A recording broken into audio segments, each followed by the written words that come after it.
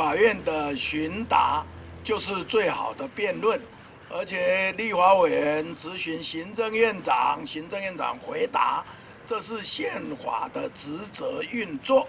如果只有杯葛，让立法院空转，不行使职责却要另外搭台，其实人民并不乐见，也是本末倒置。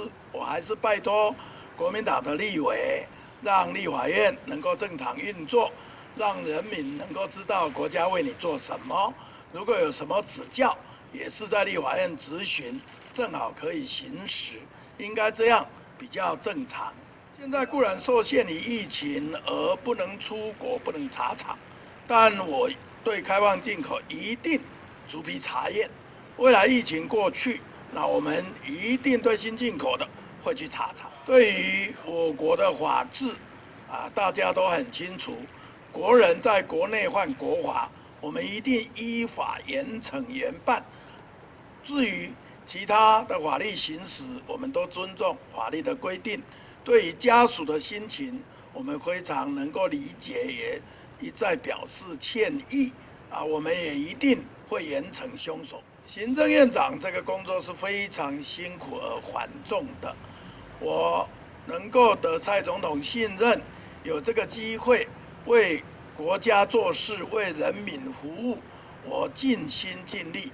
我对于近2年来全体公务人员这么努力的守住了非洲猪瘟，防疫成功，也拼经济，一夜之间好像什么事情都不对了当下基层公务人员也很丧气，觉得好像这个老官嫌个老难，但我还是一再的鼓励基层公务人员，大家要挺住，大家不要气馁。我们对于各种批评，纵算尖锐，也是有则改之，无则加勉。职位并不重要，能够做事最重要。希望国人支持努力做事的公务人员，给予温暖，给予肯定，是国家之福。谢谢大家。国民党团一直用这个手法，让立法院不能正常运作。每天只抬着一只道具猪进进出出。如果那只猪会讲话，一定也觉得烦死了，到底有完没完？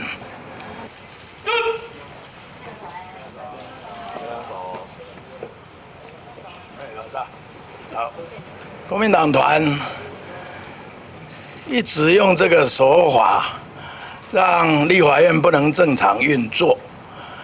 那诉求也一变再变。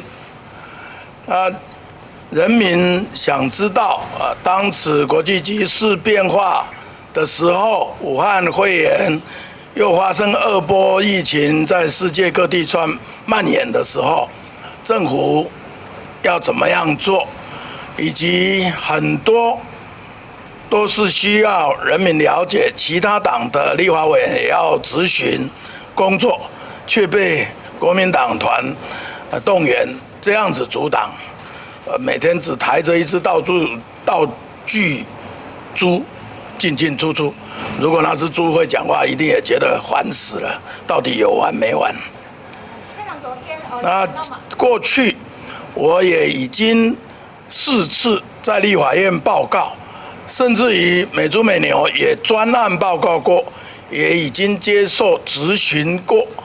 那怎么现在还对于地方最需要了解的行政院施政，对各地方的建设要推动的各种轨道建设等等，要做的教育，要做的纾困，要做的地方的补助等等，反而没有进行报告跟询答，这一定不是地方大家的期待。希望国民党团能早一点，不要再这样子阻挡，让立法院能正常运作。院长昨天谈到马政府其实美牛这个出处是有一点口误，那么昨天的在野党也有质疑说政府是不是跟美方有签订开放来猪的契约或者是一些约定？没有签马政府的时候开放美牛进来，大家清清楚楚。这些美牛都是有莱克多巴胺的，人民也吃了8年，也是事实。我想现在我们就是根据国际的标准、联合国的标准，我们一定严格管理，我们一定清楚标示，请大家放心。